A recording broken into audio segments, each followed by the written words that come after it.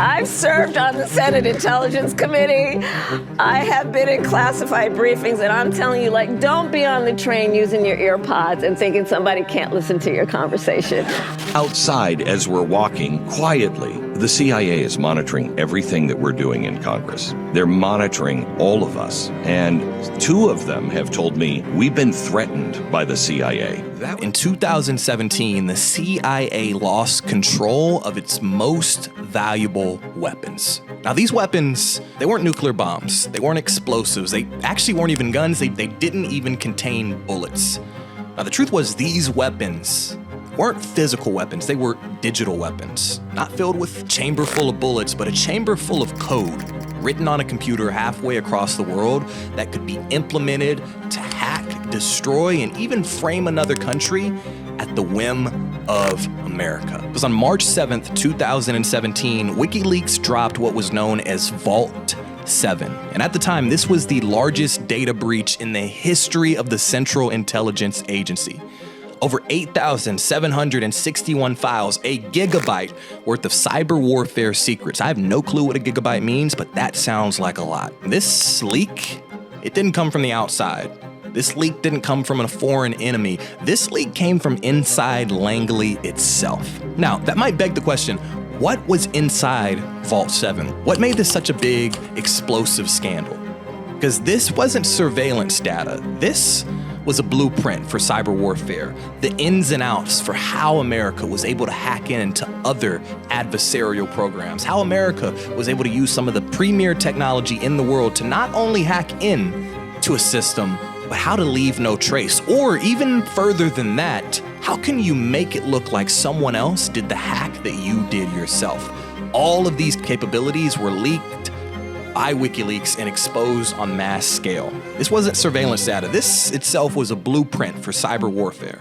The CIA's hacking division, known as the Center for Cyber Intelligence, revealed that it had tools to hack smartphones, both Android along with Apple. That it had exploits for smart TVs that they called Weeping Angel that turned your smart TV into a covert hot mic without you or anyone else, including the TV company, knowing that it was happening. It showed that the United States had the ability to spoof. You ever seen a spoof call? Yes. American CIA hackers can also allegedly leave false breadcrumbs to mask the operation's fingerprints and make it appear that it was carried out by another country. That can be done by inserting malware components from a known Chinese, Russian, or Iranian hacking operation, for example, into a US one. There's evidence the CIA has been collecting malware components known to work in overseas cyber attack operations. This allowed for false flag attacks. So for a lot of the hacks that happened even before or after, we can't even be 100% certain if they came from the country that was reported in the news, because some of this software that the United States had access to could basically hack into a system and make it look like Russia did it, or make it look like China did it, or make it look like somebody in their basement in New Zealand did the hack that actually happened back in the United States. Also showed the United States had malware designed specifically to infect cars, to infect industrial systems, even air-gapped computers that were supposed to be safe because they were offline.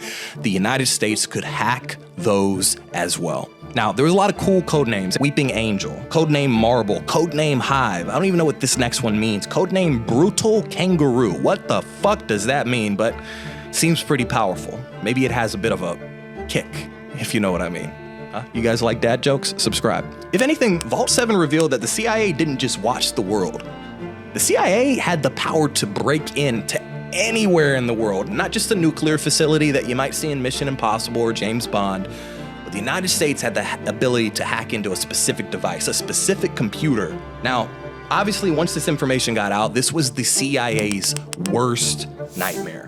The tools weren't just exposed, but they were made available to its enemies, to criminals, to other governments. Once they know that these things exist and they've got proof of them, they can replicate them for themselves. And that creates a disadvantage, a more level playing field, which obviously you know that the United States doesn't like to keep the playing field level. Not for its enemies, but also not for its allies. Now, the truth is the CIA was blindsided. After this happened, there were reports of internal panic happening, discussions on what to do, how could this happen. And obviously they launched an investigation to say, where did this leak come from? Who did this? Because I'm sure you could guess, they knew that they needed to publicly crucify him. Now, Julian Assange, the founder and the person who ran WikiLeaks, claimed that Vault 7 was not an outsider hack, that it actually came from a US insider. You can see why that creates even more problems for the United States government to deal with. It was also exposed that the CIA's digital arm had, quote, no outside auditing system to detect who accessed what.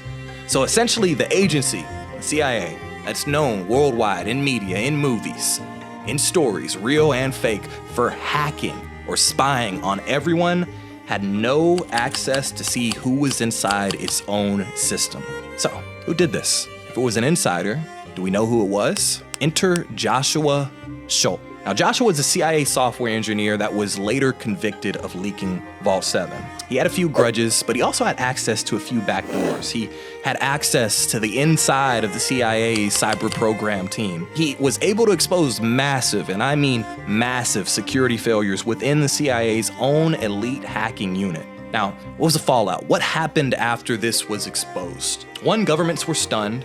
Turns out that they thought the NSA was the problem when the CIA was also the problem in terms of spying, hacking, and surveillance. Apple, Samsung, Microsoft, they all scrambled to patch up vulnerabilities that at least they claimed publicly they did not know were vulnerable in the first place to a hack from the CIA or to a hack from anyone else. And the truth was, no foreign leader is safe. If the CIA can record you through your phone, even if it's off, if the CIA can hack into your computer, even if it's not online, then honestly, who is safe?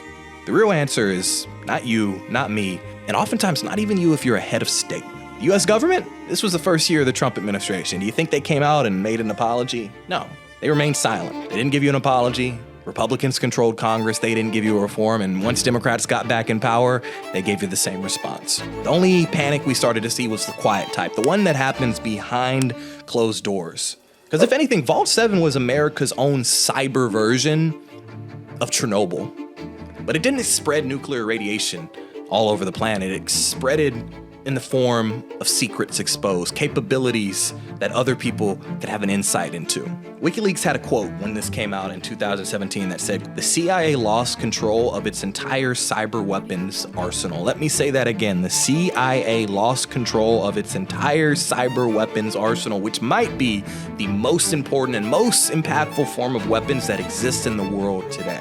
This showed that the American surveillance apparatus, the CIA, the NSA, it's not just that they could watch. They could reach all the way into your phone, your emails, your memories, your conversations, what you're thinking, they could tap. Vault 7 showed us exactly how advanced the United States surveillance system really is, and more importantly, how little oversight there is over this. There might be a couple hundred people that are controlling who gets tapped and who doesn't, all across the world, from heads of state down to your local plumber. These tools weren't designed for cooperation. These tools weren't designed for courts. They were designed for covert ops, the type that you see when you play campaign on Call of Duty, the type that you see when you put on your Oculus and you start to have a little bit of fun. Because the truth was, this wasn't law enforcement. There's no real checks and balances on these kind of systems. This is the Wild West. This is unregulated cyber warfare. And more importantly, this was exposed 8 years ago. I'd ask you at home to imagine, what do you think is happening now? This is what we were capable of a decade ago. What do you think we're capable of as we speak or over the next decade in the future? The biggest threat didn't come from China. The biggest threat didn't come from Russia. The biggest threat didn't come from our allies. The biggest threat actually came from inside. It comes from us, America itself. Because if this is what the CIA had in 2016, what do they have now? More important question is, if they lost control of it once, have they already lost control of it again and we just might not know about it? Because the truth was, Vault 7 wasn't just a leak. Vault 7 was a crack in the system that says America has complete supremacy no matter what, and we are essentially a flawless adversary that's too intimidating for anybody to try to compete with. Now, America's still on top.